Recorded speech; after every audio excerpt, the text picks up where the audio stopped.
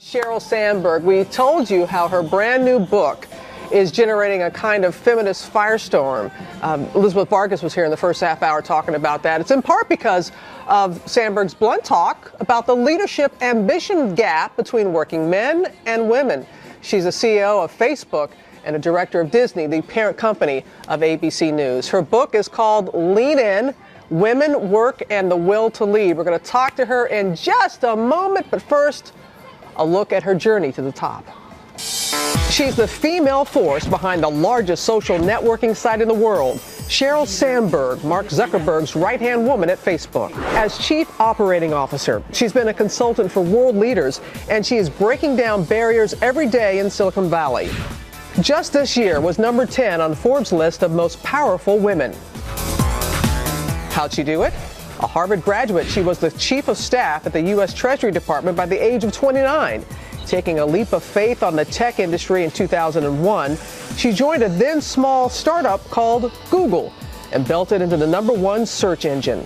A few years later, she was wooed to Facebook, where she has been credited with turning the social networking site into a billion-dollar business, all while raising 2 children. But with her rise to the top, she has seen fewer and fewer women rising with her.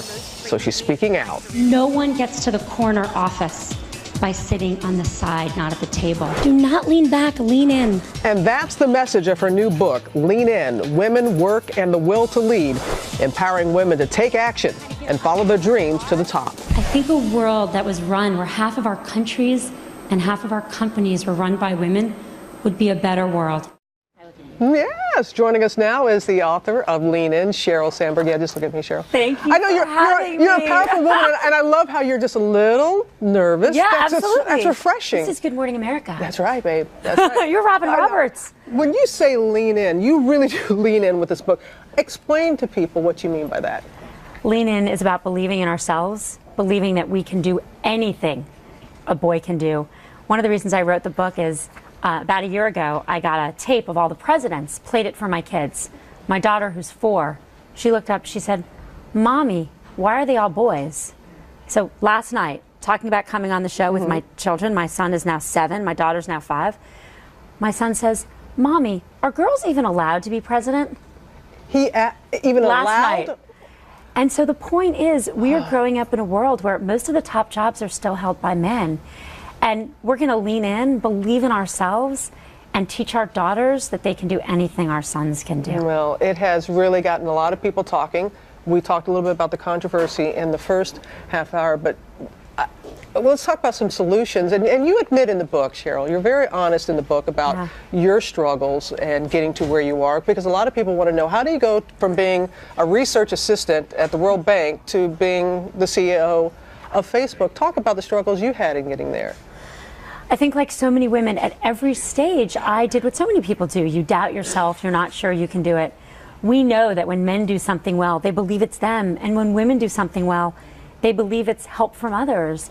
And so Lean In, both the book and leanin.org, the online community we're launching, is about helping women believe in themselves, helping women know that they can reach for opportunities. Throughout my career, all the people I've managed, the men, they're always, in my office, I want the next job, I want the next opportunity. The women lean back more. And when I say, you should apply for this, some of them say things like, I'm learning in my current job. And men never say that. And that's what we need to change. But you do talk, because some of the criticism has been that you're putting the ownership a lot on women. And women are saying the way things are set up, it's like the chicken and the egg. What comes first? And women being able to break the proverbial glass ceiling and how we go about doing that. But I know something that's very important to you is that since the 1980s, women have been earning more college degrees than men. That's right. Yet we're not seeing the translation in the front office, so to speak. Why do you think we haven't seen the progress in the last 10 years or so? That's right. Women are stalled at the top. Women have earned more than 50% of the college degrees for 30 years. But for the last 10 years, there's been no movement at the top of corporate America. Why? Women are at 14%. Look, we're held back by a lot of things. We're held back by institutional barriers, lack of flexibility, really terrible public policy. We trail almost every other country. But we're also held back by things within ourselves. We're held back by the fact that we continue to do the majority of the housework and childcare. Our partners are not yet partners. In order for women to sit at more tables in the boardroom, we're going to also have to get men to sit at more tables in the kitchen. And your husband, Dave, you have talked about that part of the looking and leaning in is when you select a spouse, and that it's somebody that is a true partner. That's right. I've talked about this. I tell young women who ask me, I'm like, date whoever you want. Date the crazy boys, date the commitment phobic boys. But when it comes time to choose a partner, you know, choose someone who's going to be excited for your career. And that means changing half the diapers. I've obviously been talking about this book lately, and one of the things I say to men is, even if you're in a marriage, marriages can always get more even. One of the best ways to have more sex with your wife is do the laundry. This is a morning show. Come on. Do the laundry. That's okay. But there are studies that actually show that. There are studies that show this. Turns out what is sexy when you're older as a wife is a husband who's doing his share. My messages, my Facebook messages are filled with men telling me, you know, they can't read my book because they're going off to do the laundry. Because now they know they're going to get a little busy. Yeah. That's right. You mentioned about leanin.org. Yeah. That's very important to you. And it's about a conversation, Sheryl. It's about a dialogue and bringing women, and not just women, all people together to further this discussion. That's right. Talk a little bit about what this Lean In is. So leanin.org, we're online. Join us because we're about to hit 40,000 people in the community. So if everyone watching joins us.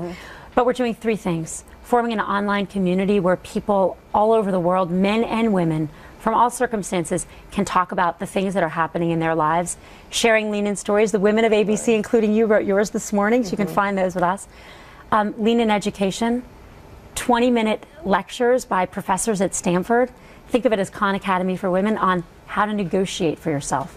Women make 77 cents to the dollar for men. We're going to change that. And the third is Lean In circles, letting people form groups of 8 to 10 women or men who want to support each other. We all know that we're better with the support of a community.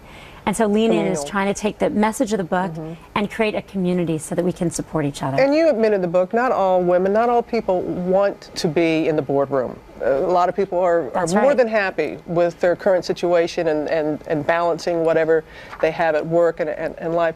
But if you are a woman who wants to be sitting where you are right now, doing what you are doing, what are the suggestions you would have for that woman? The most important thing is don't leave before you leave. What I've seen in my career over and over is women, you know, leaning back years before they have a child. A woman at Facebook came to talk to me about this. She was asking all these work-life balance questions. And I was like, she looks so young. I said, do you have a child? She said, oh no. You're gonna have a child? Maybe. She started laughing. She's like, I graduated from college last year. I don't even have a boyfriend. Now what happens though is women start worrying about it really early. Men are leaning forward. They're getting promoted, they're getting the next opportunity. Women are worrying about responsibilities they don't yet have. And then they wake up and they're years behind that man. And that's how you get to 14% at the top. I want to be clear, leaning into the boardroom is not for everyone. That's a choice some people will make. But leaning in is for everyone. I got a letter from a woman who had read, and she said that she's a stay-at-home mom. She wanted a better teacher for her child. She didn't think she could do it. She marched herself into the principal's office and got her child a better teacher. It's all relative. It's all relative. It's not just leaning in the workplace. It's wherever you are and doing the work that you're doing. That's right. Believing your voice matters. Yeah, well, yours does. Okay, Sheryl. Well, we're going to have a lot of women that are going to be coming by here. We're going to have a town hall. They're going to ask some really great questions from all walks. I knew you are. I'm excited to have your mom and dad here. It doesn't matter who you are or where you are in life. It's all about your mom and dad. And yours are that's here. right, and mine are here with me. Joining. So thank you, Sheryl, very much. Thank you for having me. You got it. Lean In, Women Work, and the Will to Lead is in bookstores today. And as I said, tomorrow, more with Sheryl Sandberg in our town hall meeting, asking tough questions about what it means to be a woman in the workplace. And you can see more of Elizabeth's interview with Sheryl tonight on Night 9.